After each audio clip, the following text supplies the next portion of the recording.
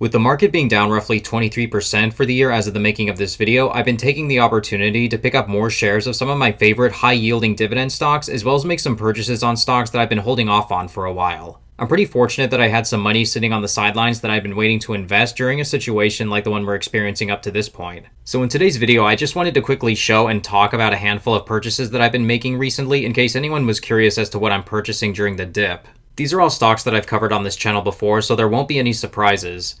As I've mentioned in previous videos, I do the majority of my investing with Vanguard, although I do like Fidelity's platform a lot more. The reason why I stick with and continue to use Vanguard though was simply because I used to work there and I had all of my retirement accounts set up there. Plus it takes a lot of work in order to move a portfolio to another platform. Vanguard doesn't have the features that a lot of other brokerage platforms have, like buying fractional shares, so while I do use them, I do suggest people try another platform. And before I get started, keep in mind that this is not financial advice. This is just for informational purposes. I'm just sharing what purchases I've personally made and how much I've bought. Don't just blindly invest in what I'm investing in without doing your own research and coming to your own conclusion. Some of these holdings I'd consider to be pretty risky, even when compared to what I normally invest in. Always diversify your portfolio across different holdings as well as different sectors in order to reduce the amount of risk that you're exposed to. So with that being said, let's go ahead and get started. The first stock on this list that I bought more of during the dip is Main Street Capital, ticker symbol MAIN. I still think the price will probably continue to keep going down, but honestly, I just got really excited about what I thought was a pretty good discount. But on June 13th, I bought 115 shares of Main Street Capital at a price of $35.27 per share. That comes out to a total purchase of $4,056.05. It's also a monthly dividend paying stock, which is pretty nice. Main Street Capital is a business development company that specializes in equity capital to lower middle market companies. They provide debt capital to middle market companies for acquisitions, management buyouts, growth financing, recapitalizations, and refinancing. They invest in a wide range of different sectors including IT services, machinery, healthcare equipment, construction, among many others according to their website. They typically invest in a range between $5 million and $50 million per transaction in debt investment value. They've been around since 2007, which makes them one of the older BDCs out there. There's a few reasons why I decided to pick up more shares of Main Street now while the market's still dipping. First off, the company has a really great history in terms of its dividend distributions. Not once throughout their entire history has Main Street ever cut their dividend. This is a company that went through the 2008 financial crisis and the COVID pandemic and yet never reduced their dividend.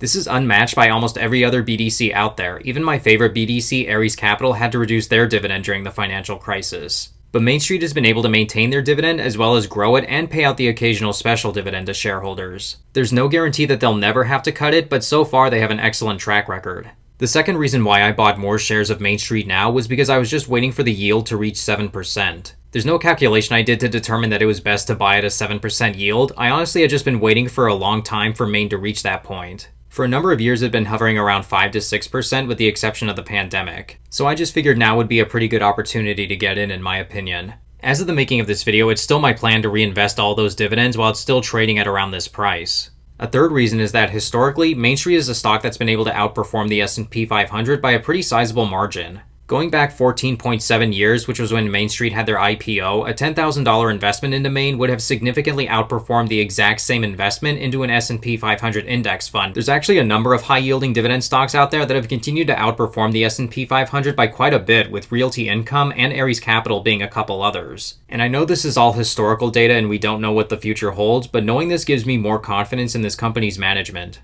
Buying $4,000 worth of a stock is a lot more than what I typically buy at one time. I typically like to dollar cost average in stocks on a consistent basis. But Main stock almost never experiences these large dips in share price. In fact, if we are going to go into a recession, I think Main Street could potentially suffer more than some other BDCs because they provide financing to much smaller sized companies than other BDCs. But I've already invested my money and I have no plans of pulling out. The next stock that I've been buying, although at a much smaller quantity than Main Street, is Omega Healthcare REIT, ticker symbol OHI.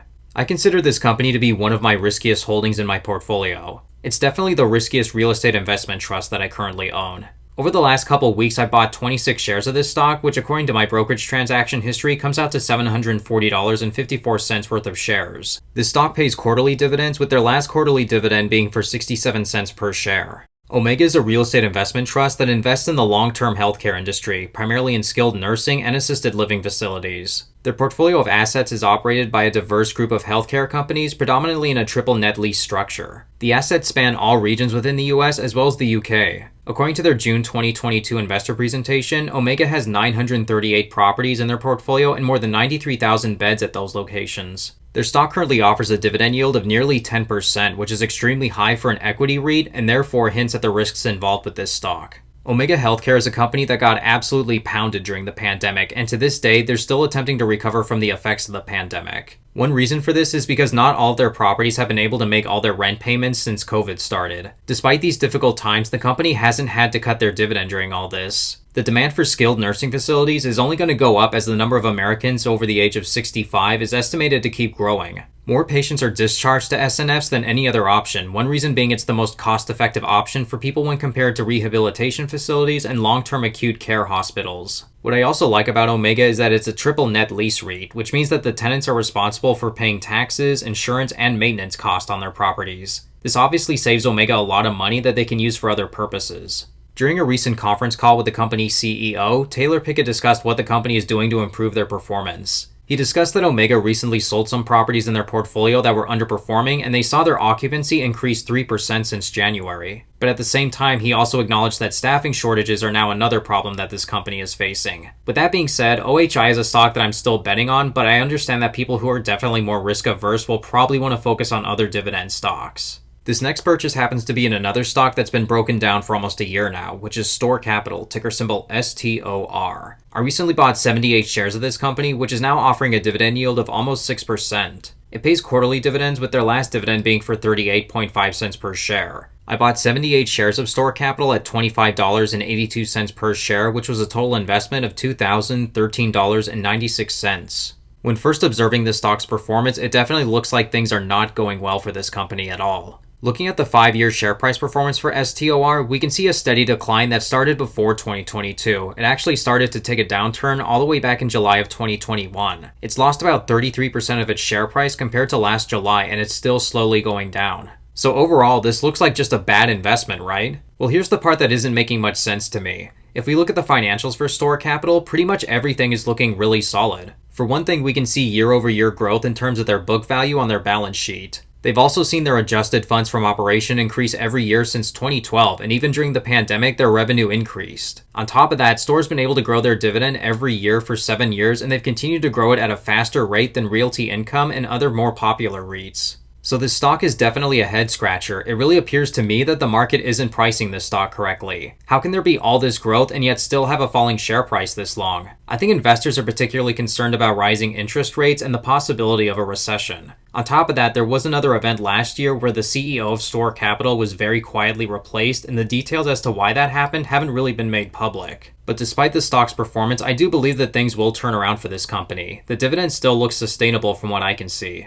I should also mention that this is the only REIT that's currently in Warren Buffett's portfolio. It's interesting to me that he chose to invest in Store Capital as opposed to Realty Income or WP Carey or another larger REIT out there. He definitely saw potential with this REIT in particular. It's a triple net lease REIT just like Omega, and they have an excellent occupancy rating of 99.5% according to their first quarter results. I could go on, but their diverse real estate portfolio looks good to me, and I don't think that they'd suffer nearly as much as other REITs if we do go into a recession. Finally, one more stock that I've been buying up is Owl Rock Capital, ticker symbol ORCC. Over the last 2 weeks, I picked up about 80 shares of this stock for $1,000.89. It's currently offering a dividend yield of about 10% as of the making of this video, which was an opportunity I wanted to take advantage of. Their stock also pays a quarterly dividend just like Omega and Store Capital, which I really don't mind even though monthly dividends are always nicer. I see a lot of people in the comments like to exclusively invest in monthly dividend stocks, but you definitely shouldn't pass up on what could be a great opportunity in your opinion just because a stock pays quarterly. Owl Rock Capital Corporation is a business development company that makes investments in senior secured, unsecured, as well as subordinated and mezzanine loans. Owl Rock seeks to invest in middle market companies based in the United States with an EBITDA between $10 million and $250 million annually. The company is an indirect affiliate of Blue Owl Capital, which is a global alternative asset manager with over $94 billion worth of assets under management. Owl Rock had their IPO back in January of 2019. I've spoke about this company a number of times on my channel before. Even though they're a newer company and they don't have a track record like Ares Capital, there's a lot of things that I really do like about this company, especially with rising interest rates. Despite being new, they're one of the largest BDCs in the industry with over $44.8 billion worth of assets under management. 99% of the loans in their portfolio are floating rate loans, which means that as interest rates rise, Owl Rock will be able to earn more interest revenue from their investments. But at the same time, rising interest rates can also mean more businesses could potentially default on their loans. Despite that risk, I'm a big fan of their investment portfolio, which I think does a good job in minimizing their risks. 89% of their debt is secured, which is safer than unsecured debt and equity investments. I also like the diversity of their loans, which isn't made up of a lot of sectors that suffer harder during recessions, like restaurants, travel and lodging, and those sorts of businesses. And that's going to conclude some of the stocks that I've been making investments in during this stock market dip. Some other companies I've invested in recently include Triple Point Venture, Pennant Park Floating Rate, and Oaktree Specialty Lending Corporation. Like I said, I do believe the market is going to continue to go down, and along the way I plan to keep investing in these companies as well as making sure that I'm reinvesting these dividends. Remember to always perform your own research and due diligence before investing in anything. I don't suggest investing in any one of these companies for yourself unless you've looked into it and you've come to your own conclusion that these stocks are worth considering for you. Alright everyone, that's going to wrap up today's video. Thank you all so much for watching, I really do appreciate it. If this video benefited you in any sort of way, please click the like button below and click subscribe if you want to see more dividend investing strategy videos. It would just let me know that there's a sizable enough audience out there who wants this kind of content, and I'll continue to provide you all with that content. Alright everyone, thanks again for watching and I'll catch you next time. Take care.